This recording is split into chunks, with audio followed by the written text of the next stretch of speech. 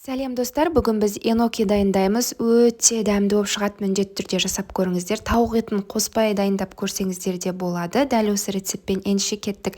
Ең әуелі тауық етін осылай ұзыншалап, жұқалап турап аламыз. Сонысын бізге осындай еноки саңырауқұлақтары қажет.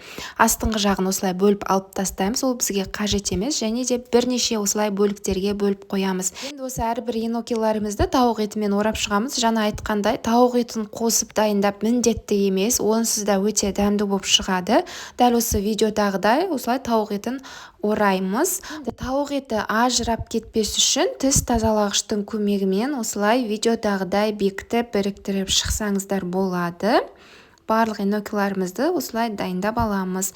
Енді енокиға арналған соус дайындаймыз. Ол үшін суға 3 ас қасық соя тұздығын, 1 шай қасық томат пастасын, сарымсақ және азғантай ғана тұз, 1 шай қасық қант қосып, барлығын жақсылап араластырып алыңыз. Енді табаға сәл сұйық май құйып, енокиларыңыздың екі жағын аудара отырып қызартып қуырып алыңыз. Енді оттың қызуын баяулатамыз. Баяулатқан соң жаңағы соусымызды құйып, қазанның қақпағын жауып, тауық еті толықтай піскенше 35-40 минуттай баяу отта бұқтырып пісіріп аламыз. Осымен біздің енокиларымыз дайын. Ас болсын.